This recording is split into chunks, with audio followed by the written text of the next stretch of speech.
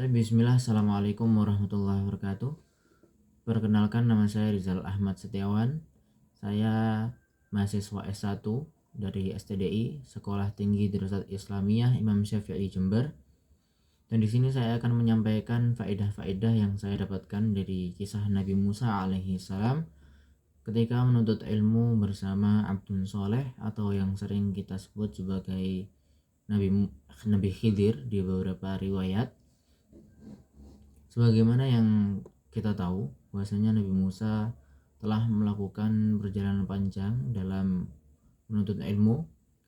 Akhirnya beliau menemukan Nabi Khidir, disebutkan di surat Al-Kahfi, fajada 'abdan min ibadina atainahu rahmatan minna wa 'allamnahu min ladunna ilma.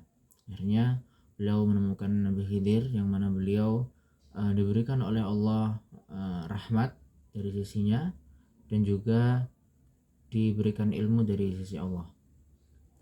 Kemudian langsung saja faedah yang saya dapatkan, yaitu yang pertama, kerendahan hati Nabi Musa dalam mencari ilmu.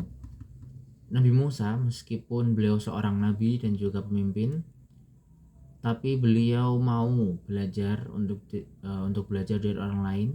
Ini menunjukkan bahwasannya menuntut ilmu itu tidak memandang status. Tapi barang siapa yang memiliki ilmu, maka boleh kita untuk menuntut ilmu darinya. Kemudian yang kedua, ilmu setiap orang berbeda-beda. Nabi Musa belajar bahwa setiap orang bisa diberi pemahaman yang berbeda sesuai hikmah dari Allah Subhanahu wa taala. Kemudian yang ketiga, menuntut ilmu butuh perjuangan dan kesungguhan. Nabi Musa rela menempuh perjalanan jauh, membawa bekal, dan mencari guru tanpa tahu pasti di mana ia berada. Dan bahwasanya ilmu tidak datang kepada orang yang malas atau setengah hati dalam menuntut ilmu. Kemudian yang keempat, sabar adalah syarat utama menuntut ilmu. Ketika hamba soleh berkata, "Engkau tidak akan sanggup bersabar bersamaku," lalu dijawab oleh Nabi Musa, "Insya Allah engkau mendapatiku termasuk orang yang sabar." Ini menunjukkan bahwasannya menuntut ilmu itu memang membutuhkan kesabaran, dan di sini Nabi Musa meyakinkan bahwasannya beliau termasuk orang-orang yang sabar.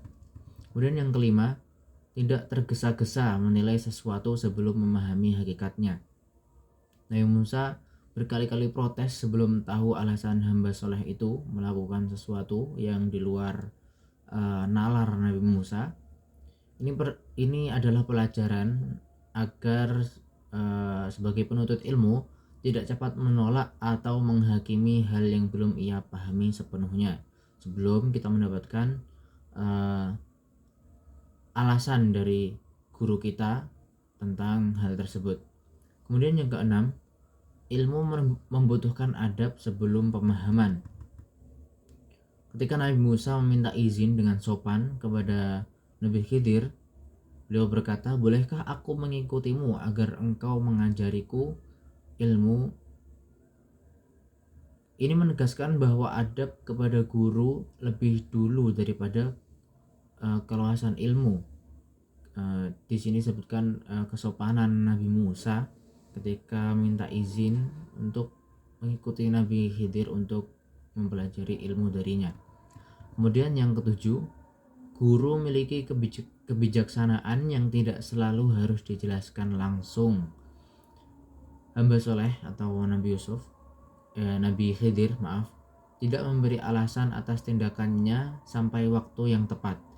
Ini menunjukkan bahwa dalam proses belajar, kadang murid harus menunggu hingga matang untuk memahami maksud guru sepenuhnya.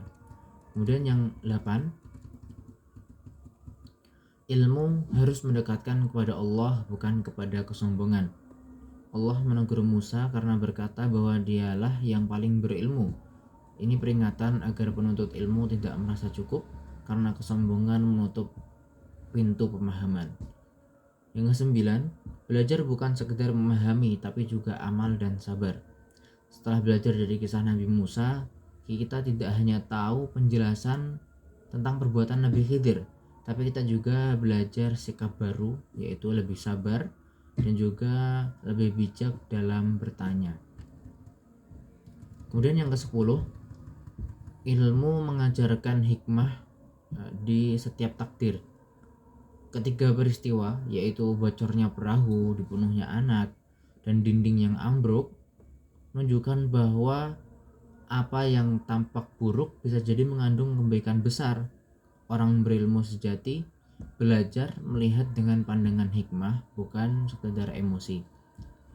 Kemudian juga saya tambahkan di sini hal-hal yang perlu diketahui sebagai penuntut ilmu, yaitu ilmu adalah karunia dari Allah.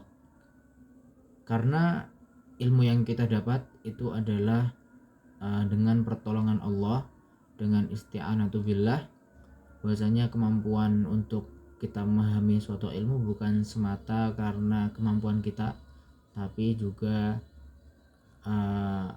pertolongan dari Allah Subhanahu wa taala.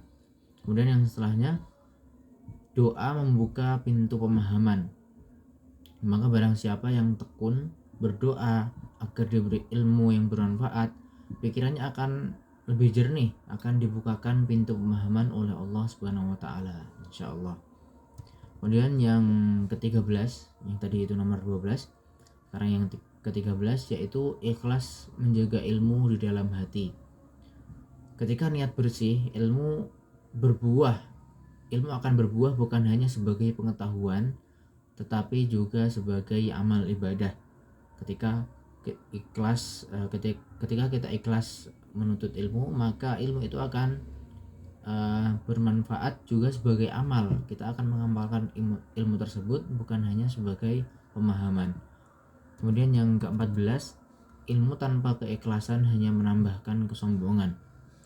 Sebaliknya, ilmu jika diniatkan karena Allah justru menambah kerendahan hati dan kasih sayang.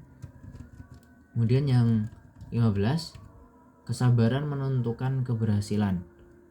Belajar itu proses menahan lelah, bingung, dan gagal. Siapa yang tahan terhadap semua ujian itu, maka dialah yang akan mendapatkan cahaya ilmu. Yang ke-17, maksiat menghalangi pemahaman. Ya, dosa membuat hati gelap, sementara ilmu itu cahaya.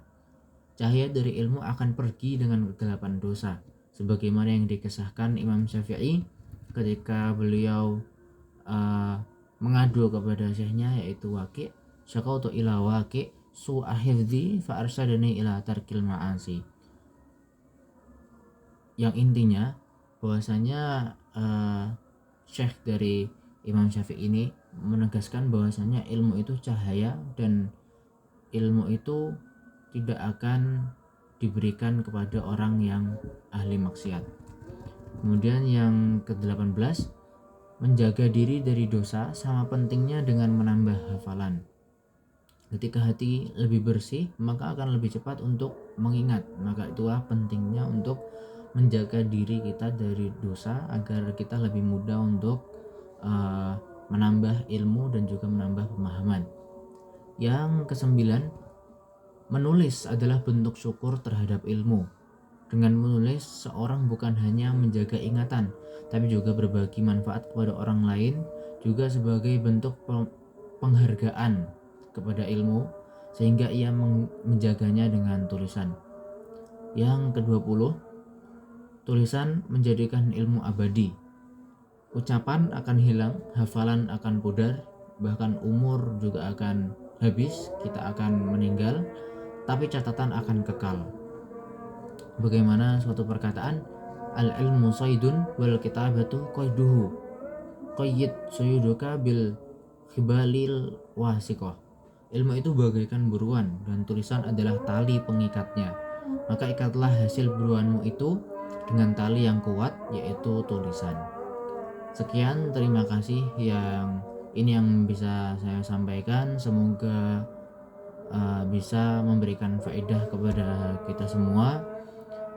Bila ada salah, maka itu datangnya dari setan dan diri saya. Jika ada benarnya, maka itu datangnya dari Allah. Billahi taufiq wal hidayah. Wassalamualaikum warahmatullahi wabarakatuh.